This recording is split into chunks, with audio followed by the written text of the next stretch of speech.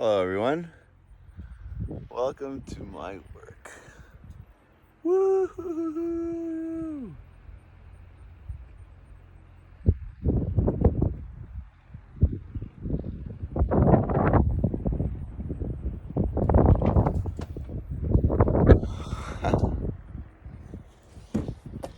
Woohoo! So our vulnerability is a result of our limitations in an unlimited world.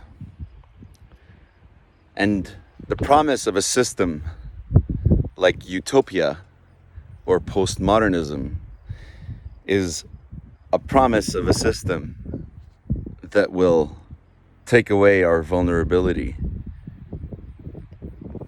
that comes as a result of our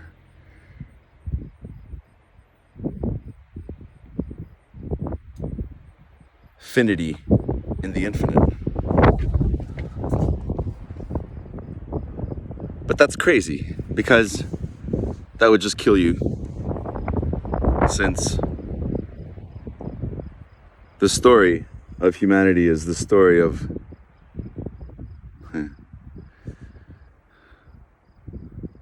seeing that vulnerability as the extent to which we can improve ourselves in the infinite. And since it's infinite, we can improve ourselves infinitely. So putting yourself in a box or a system that is utopiaic, is like saying that life isn't infinite, existence isn't infinite, improvement isn't infinite, the experience is not infinite, the game is not infinite, it's finite.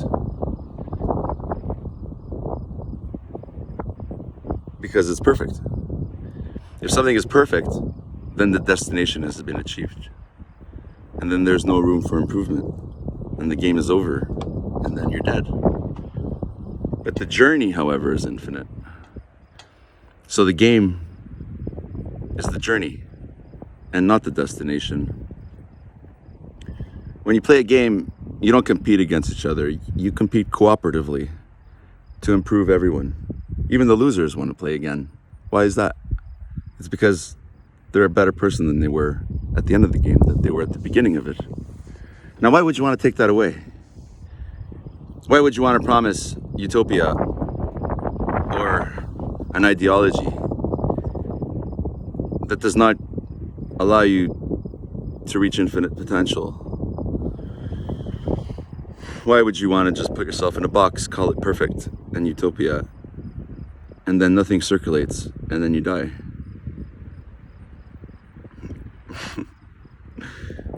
It's not the right thing to do. You'd either do it because you've been tricked, because we don't know exactly what we are and what this is, and so we don't know how to act with what this is, and we make mistakes. In this game of snakes and ladders, we end up sliding down snakes that try to promise us safety from the challenges of existence, which comes from the limitations that we have in the infinite. So our story is a heroic story that's infinite. And because existence is infinite and we're a part of existence, then that makes us infinite as well.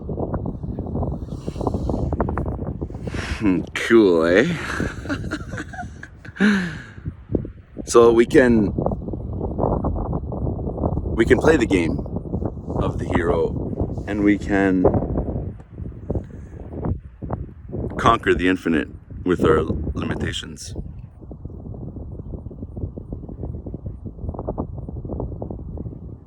So if you want to believe in utopia, the other people that would believe in utopia would be narcissists. People that, because they misunderstood the rules of the game of existence, and they see challenges in life as betrayal rather than a teacher trying to teach you something, or a challenge that will make you a better version of yourself. They see it as betrayal, and then they become bitter, resentful, and vengeful, and then they want to hurt themselves and hurt others. It's very natural. It makes perfect sense. So, and you can't blame them. It's easy to be bitter. It's very natural. But the fact remains, those are the people that are looking for utopia, and they're looking for the box. They're looking for perfection. They're looking for someone to speak to them of truth, the truth. When truth, the actual truth, is a journey. It's not a destination. It's the journey towards the golden truth, which we can never achieve, because if we did, then we'd know everything, and that's impossible because everything is infinite. So God isn't perfect. God is infinite, and we're a part of all of existence. So we might not know much, but we do understand that if we improve, existence improves by consequence of us being a part of it. So that's my take on utopia and ideologies and postmodernism and communism and fascism and all these tricks that are designed to remove all the rules of the game, so that the cheaters that have been put into that position, and they can't stop cheating, because right now they're competing with other cheaters, and the only way to keep the other cheaters from eating them alive is to cheat even more, and eventually to remove the rules completely of the game so that they can have that edge, so the cheaters can have an edge over the other cheaters, while the rest of the 7 billion of us lost all our Monopoly hotels and all our money hotels and all that stuff from the Monopoly game. And we're like, hey, this game was fun when everybody was playing by the rules, but you started by bending the rules, then you broke the rules, now you want to get rid of the rules, and then what? There's no more game. And yeah, sure, you're going to be living in luxury, and you're going to be rich, and you're going to have all your girls, and you're going to be all like this and all that, and you're going to think you're a god, and then you can't look up because you're so arrogant, because you have to be able to look up, otherwise you're still human, you're also going to go crazy. It doesn't matter how powerful you are. You cannot exist properly if you can't look up. And you have to be humble to look up. And what's going to happen is that, for 30, 40, or 50 years, you're going to live off the fruits of a game that had rules and was able to create all this abundance because of the rules. And you're going to smash the rules, and the rules are going to be gone, and but then, all that abundance will run out. It'll run out after 30, 40, 50 years, after you've killed hundreds of millions of people, because you've taken away the values that we have as human beings to ascend and to better ourselves. And then you'll have nothing.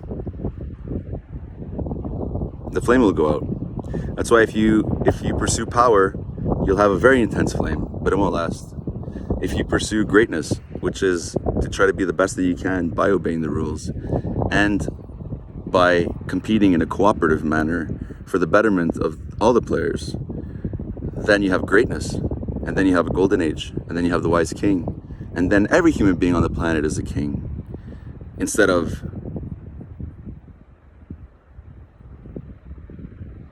there being one king and everyone else is starving to death because we chose power over greatness. But that's very normal for that to happen because we're curious. The same qualities that give us the light and give us the knowledge and give us all these great things is the same force that makes us break rules and bend rules. And then eventually, like we said earlier, it leads to the complete destruction of the game, which, macrocosmically speaking, it's our entire society. We get the tyrant, Kali. Good stuff, eh?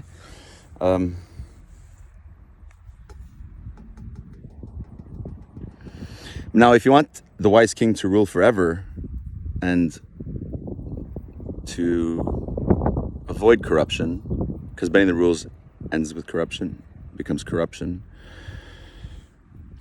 and then slowly eats you from the inside out, and then all of society's dead. In order to avoid that, what's going to have to happen is that everyone's going to have to take the boot off their foot and put it on their head. And I've obviously made that metaphorically. And what that means is that you're going to have to create your own suffering and your own tyranny, and you're going to have to challenge yourself, because if you're not going to do that to self-improve for the purpose of improving all of existence, which is, I think, pretty much the purpose of this whole intelligent existence. Whatever created the snowflake, I don't know, flowers. Yeah. Then someone else is going to take their boot and put it on your head. And instead of empowering you, it's going to destroy you. So if you challenge yourself in order to incrementally improve yourself every single day, and by being grateful for the challenges in life, and by being humble enough to learn, then you will empower yourself, and you'll be a king, and the people around you will become kings, and everyone will be a king. But if